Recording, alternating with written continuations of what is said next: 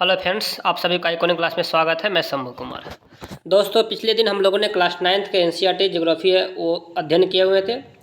First chapter का part 1 बनाए हुए थे, आज पार्ट 2 बनाने वाले हैं। तो पिछले दिन हम लोग जो चैप्टर 1 का नाम है भारत के आकार और स्थिति, इसके बारे में हम लोग पिछले क्लास में पढ़े हुए थे। देश का आकार का और स्थिति का, इसके बारे में हम लोग डीपली पिछले क्लास में पढ़े हुए थे और आज हम लोग इसके आगे पढ़ेंगे। चलिए आगे हम लोग देखने वाले हैं। अगर आप लोग अभी तक वह वीडियो नहीं देखे हैं तो पहले पिछले वाले वीडियो देख लेता हुआ, यह देखिए, अच्छे ढंग से आपको समझ में आने वाला है। चलिए हम लोग आगे शुरू करते हैं। आज का क्या टॉपिक है? तो दोस्तों, इस आज के क्लास में टॉपिक है भारत और विश्व, यानी कि हम भारत का अध्ययन करेंगे, विश्व की स्थिति मतलब भारत और विश्व, इसके बारे में अध्ययन करेंगे, भारत और विश्व। ध्यान देंगे, सबसे पहले इसमें क्या लिखा हुआ है पहले वो देख लेते, फिर मैं आपको समझाता हूँ। सबसे पहले क्या लिखा हुआ है, ध्यान देंगे। सबसे पहले इसमें लिखा हुआ है से भारतीय भूखंड एशिया महाद्वीप के पूर्व और पश्चिम के मध्य में स्थित। कहने का मतलब क्या हुआ, जो भारतीय भूखंड है वह एशिया के पूर्व और पश्चिम के मध्य में स्थित। यह नोट करने वाली बात है, पूर्व और पश्चिम के मध्य में स्थित। इसका क्या मतलब हुआ, जो एशिया महादेश है, उस एशिया महादेश के सपोज माना कि ये एशिया महादेश हुआ, तो एशिया महादेश का ये पूर्वी भाग हुआ और ये पश्चिमी भाग हुआ। तो बीच वाला भाग, इसी बीच में क्या स्थित है, अपन भारत स्थित है, यानी कि एशिया महादेश के पूर्वी और पश्चिमी के बीच में स्थित है। तो वही दिया हुआ है से भारतीय भूखंड एशिया महाद्वीप के पूर्व और पश्चिम के मध्य में स्थित है। कोई दिक्कत नहीं। देखिए नेक्स्ट क्या दिया हुआ, नेक्स्ट बहुत महत्वपूर्ण दिया हुआ, भारतीय भूभाग एशिया महाद्वीप के दक्षिणी विस्तार है। इसका क्या मतलब हुआ, यानी कि अगर एशिया महादेश का हम दक्षिण भाग देखते हैं, दक्षिण भाग, तो एशिया महादेश के दक्षिण में भारत स्थित है। यानी कि एशिया महादेश के दक्षिण में कौन कौन सा देश आता है, तो एशिया महादेश के जो दक्षिण एशिया है, उस दक्षिण एशिया में 8 देश आता है। जैसे मालदीव, 1 में मालदीव है, 2 में श्रीलंका हो गया, 3 में भारत हो गया, पाकिस्तान हो गया, अफगानिस्तान हो गया, नेपाल हो गया, भूटान हो गया, बांग्लादेश हो गया। इस तरीके से जो 8 देश है, उस 8 देश में भारत भी स्थित है। यानी कि भारत जो है से एशिया के दक्षिण भाग में स्थित है, यानी कि भारत देश दक्षिण एशिया का देश है। कोई दिक्कत नहीं। तो यही बात दिया हुआ है से भारतीय भूभाग एशिया महाद्वीप के दक्षिण भाग में स्थित है। भारतीय भूभाग एशिया महाद्वीप के दक्षिणी भाग में स्थित है। कोई दिक्कत नहीं ना। आगे दिया हुआ है से हिंद महासागर जो कि पश्चिम में यूरोपीय देशों और पूर्वी एशियाई देशों को मिलाता है, भारत को केंद्रीय स्थिति प्रदान करता है। मैं इसको अभी मैं इसको मैप में समझाने वाला हूँ। पहले आप ये देख लीजिए, फिर मैं इसको मैप में समझाता हूँ। क्या दिया हुआ है से देखिए, दक्षिण का पठार हिंद महासागर में शीर्षवत फैला हुआ है। जो दक्षिण का पठार हिंद महासागर में शीर्षवत फैला हुआ है, और पश्चिम एशिया, अफ्रीका और यूरोप के देशों के साथ पूर्वी एशिया के देशों से भी पूर्वी तट के माध्यम से निकटतम संबंध बनाए हुए हैं। हिंद महासागर में किसी भी देश की तटीय सीमा भारत जैसी नहीं है। भारत की इसी महत्वपूर्ण स्थिति के कारण एक महासागर का नाम इनके नाम पर पड़ा, यानी कि भारत के नाम पर एक महासागर का नाम पड़ा, उसको हिंद महासागर कहते हैं। उसको अभी आपको मैं मैप में समझाऊंगा, पहले आप इसको देख ले, फिर आपको मैप में मैं समझाऊंगा। ठीक है, अब इतना देख ले। चलिए अब इसको चलते हैं मैप में लेकर हम चलते। ध्यान देंगे, ये आपका वर्ल्ड मैप होगा। ये क्या होगा दोस्तों, तो ये आपका वर्ल्ड मैप होगा। वर्ल्ड मैप में देखें तो ये एशिया है, कोई दिक्कत नहीं, ये एशिया है। अब देखेंगे इस एशिया में क्या है, तो इस एशिया का ये पूर्वी भाग हुआ और ये पश्चिमी भाग हुआ, और इस बीच में इंडिया स्थित है। यानी कि एशिया के पूर्वी और पश्चिम के मध्य में अपन इंडिया स्थित है। कोई दिक्कत नहीं ना। और एशिया जो दक्षिण एशिया है, ये पूरा कंट्री आपका लगभग दक्षिण एशिया में आता है ये कंट्री। तो दक्षिण एशिया, भारत कहाँ पे स्थित है, तो भारत दक्षिण एशिया में स्थित है। कोई दिक्कत नहीं ना। अब देखिए ये जो भारत है, तो इस भारत के ये इलाका हो गया, ये अरब, ये जो इलाका हुआ ये क्या है, तो ये है बंगाली खाड़ी, ये अरब सागर है, और ये नीचे वाला हिंद महासागर है, और ये छोटा देख रहे हैं ये क्या है, श्रीलंका है। कोई दिक्कत नहीं ना। ये हिंद महासागर है, ये देश के नाम, अपना भारत देश के नाम पर इसका नाम पड़ा हुआ है हिंद महासागर। कोई दिक्कत नहीं ना। और अगर हम बात करते हैं, इसमें कुछ पूर्वी एशिया के बारे में दिया हुआ है दोस्तों। तो भारत के आसपास में यहाँ पे पूर्वी एशिया का देश पड़ता है। और ये जो आप देश देख रहे हैं, ये पूरा देश देख रहे हैं, ये पूरा देश, ये पूर्वी एशिया नहीं, ये दक्षिण पूर्व एशिया का देश है। ये किस एशिया का देश है, ये दक्षिण पूर्व एशिया का देश है। इसका नाम दक्षिण पूर्व क्यों पड़ा, क्योंकि ये जो इलाका है, ये जो पूरा इलाका है, यह चीन के दक्षिण में है, चीन के दक्षिण में है। यहाँ पे ये चीन हो गया, यहाँ पे चाइना है, चाइना के दक्षिण में है। और इंडिया है, इस इंडिया के पूरब में, इसलिए इसका नाम क्या पड़ा, दक्षिण पूर्व एशिया। क्या नाम पड़ा, दक्षिण पूर्व एशिया। जो आपका चाइना हो गया, चाइना हो गया, जापान हो गया, उसके बाद आपको क्या कहते हैं, दक्षिण कोरिया हो गया, उत्तरी कोरिया हो गया।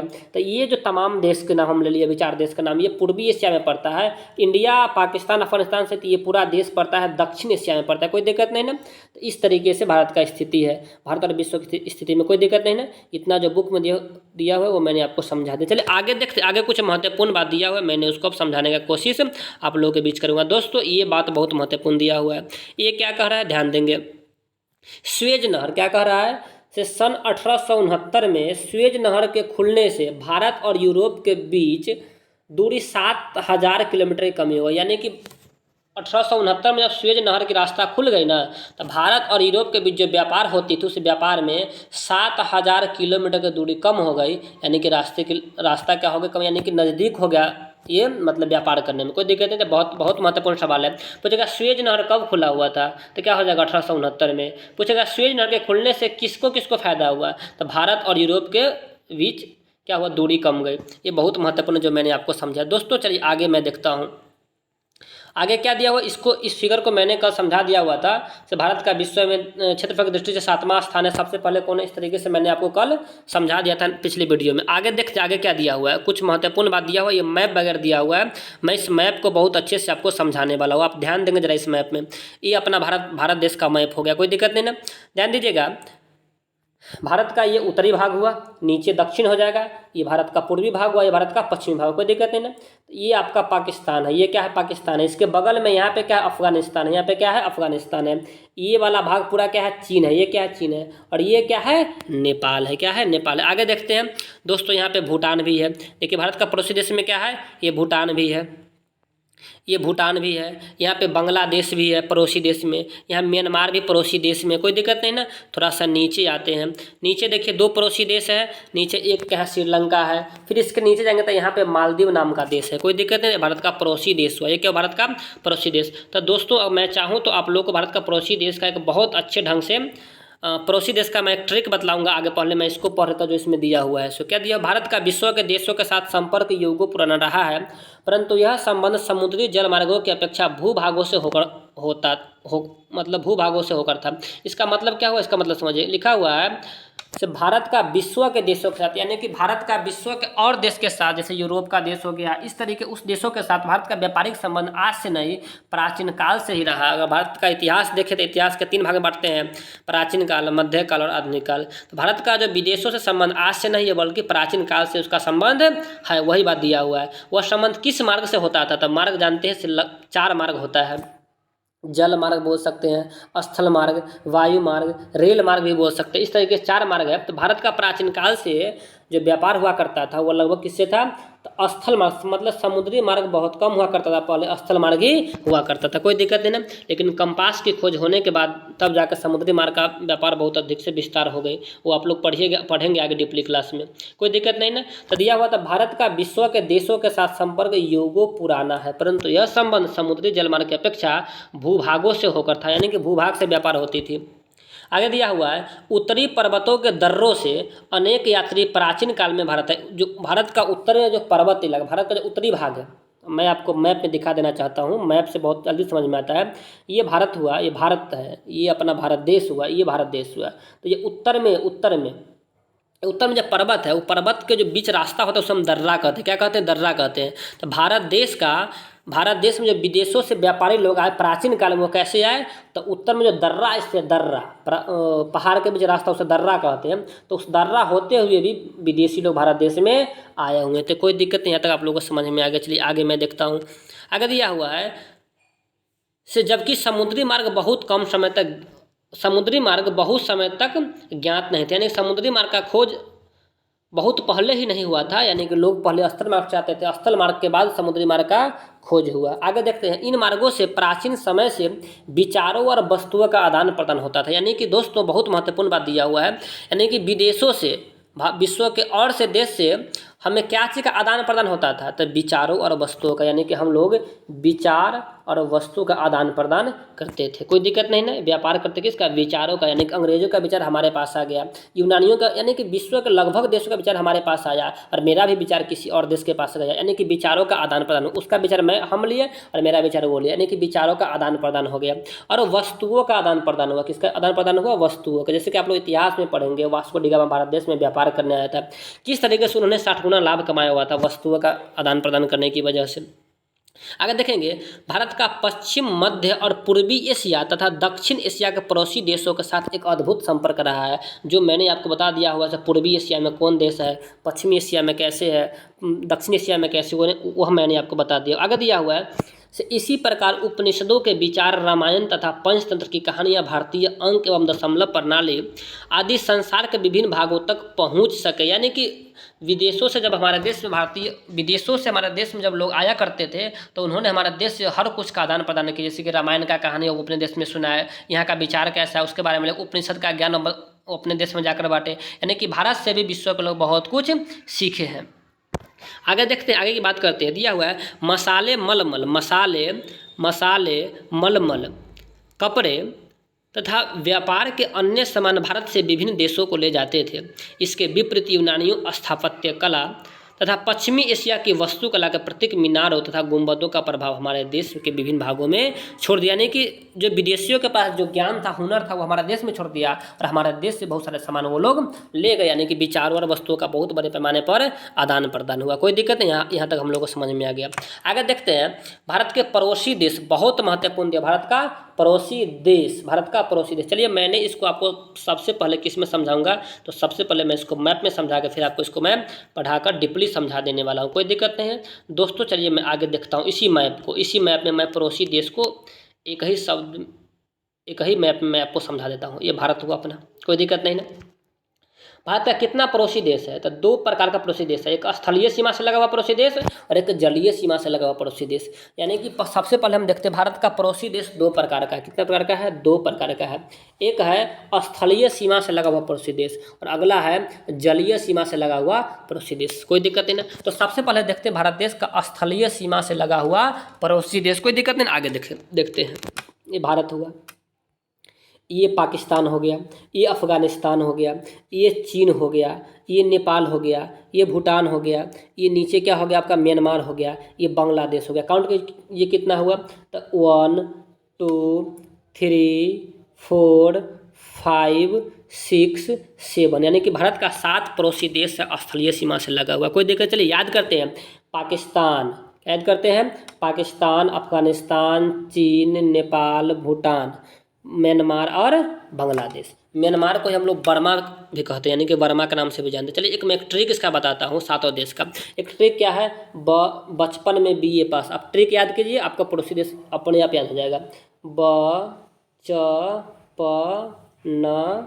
में BA याद कीजिए, हो जाएगा। B से क्या हो जाएगा, B से हो जाएगा बांग्लादेश, C से चाइना, P से पाकिस्तान, N से नेपाल, M से म्यांमार, B से भूटान और A से अफगानिस्तान। इस तरीके से भारत का ये 7 पड़ोसी देश हो गया, आप लोग को याद हो गया हो, कोई दिक्कत नहीं ना। फिर रिकॉल कीजिए, B से बांग्लादेश, C से चाइना, P से पाकिस्तान, N से नेपाल, M से म्यांमार और B से भूटान, A से अफगानिस्तान। इससे भारत का ये पड़ोसी देश हो गया, 7 स्थलीय सीमा से लगा हुआ। कोई दिक्कत नहीं ना दोस्तों। ये जो अफगानिस्तान है, इस अफगानिस्तान का सीमा भारत से नहीं लगता है, लेकिन चलिए मैं आपको बता देता हूँ थोड़ा डीपली।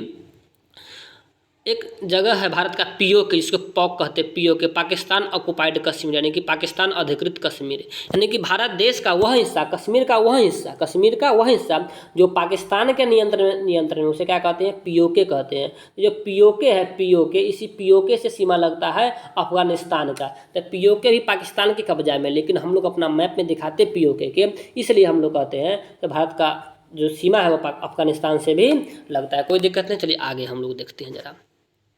इतना समझने के बाद देखिए, जलीय सीमा से लगा हुआ 2 देश का हमें नाम याद रखना है, मात्र 2 देश का नाम हमें ध्यान रखना है। तो देश कई सारा है, ध्यान रखना है। एक है श्रीलंका है नीचे में, और यहाँ पे मालदीव है, कोई दिक्कत नहीं है। ये श्रीलंका और ये मालदीव है, ये दो देश क्या है, तो ये दो देश जलीय सीमा से लगा हुआ देश है, कोई दिक्कत नहीं है। अब देखिए ये भारत देश का राज्य दिया हुआ है। चलिए मैं एक मैप पर अलग से वीडियो बनाने वाला हूँ, कहाँ पे कौन राज्य स्थित है, कहाँ पे कौन जिला स्थित, उसको मैं अलग से वीडियो बनाऊँगा।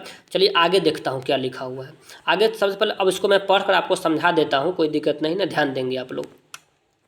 भारत के पड़ोसी देश, भारत के पड़ोसी देश, ध्यान देंगे क्या लिखा हुआ है। भारत का दक्षिण एशिया में एक महत्वपूर्ण स्थान, यानी कि दक्षिण एशिया है ना, दक्षिण एशिया, उस दक्षिण एशिया में 8 देश है, तो 8 देश में जो भारत का योगदान सबसे महत्वपूर्ण, यानी भारत उसमें सबसे महत्वपूर्ण स्थान रखता है, कोई दिक्कत नहीं। इसमें दिया हुआ है तो भारत में 28 राज्य है और 9 केंद्र शासित प्रदेश दिया हुआ है, कोई दिक्कत नहीं ना। ये पुराना हिसाब से, नया हिसाब से मैं आपको बता देना चाहता हूँ। भारत देश में 28 राज्य है और मात्र 8 केंद्र शासित प्रदेश है, 9 नहीं है, मात्र 8 केंद्र शासित प्रदेश है, कोई दिक्कत नहीं ना। चलिए आगे देखता हूँ, दिया हुआ है आगे इसमें यहाँ से भारत की भूमि की सीमाएं उत्तर पश्चिम में पाकिस्तान और अफगानिस्तान के साथ, उत्तर में चीन, तिब्बत, नेपाल और भूटान के साथ, पूर्व में म्यांमार और बांग्लादेश के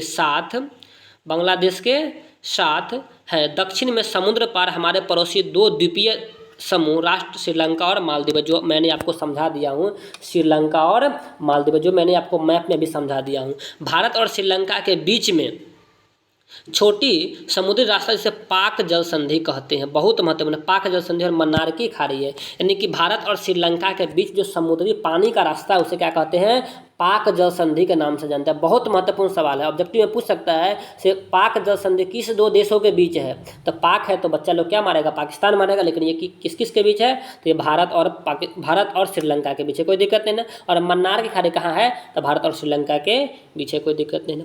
मालदीव लक्षद्वीप समूह के दक्षिण में, यानी कि जो मालदीव है, मालदीव ये लक्षद्वीप के दक्षिण में। चलिए मैप में दिखाता हूँ, यहाँ देखिए ये लक्षद्वीप हुआ दोस्तों, ये क्या हुआ, तो ये लक्षद्वीप अपना हुआ, और लक्षद्वीप के जो दक्षिण में है ये क्या है, मालदीव है, क्या है, मालदीव है, कोई दिक्कत नहीं ना।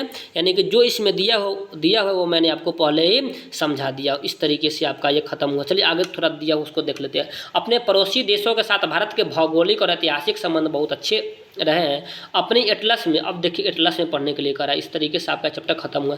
छोटी सी बात इसमें और दिया हुआ है, मैंने उसको समझाने का कोशिश आपको करूँगा, कोई दिक्कत नहीं ना। चलिए अब लगभग ये मैप आपका ख़त्म हो चुका है और इस तरीके से चैप्टर आपका खत्म हुआ। दोस्तों ये देखने के बाद मैं जो अगला वीडियो मेरा होगा इसमें क्वेश्चन आंसर पे आएगा, जिसमें क्वेश्चन आंसर दिया हुआ है उस पर मैं बनाऊंगा। और आप लोगों का कैसा लगा कमेंट में बताएं, किस तरीके से वीडियो लगा कमेंट करें, और चैनल को लाइक करें, सब्सक्राइब करें, वीडियो को शेयर करें। धन्यवाद।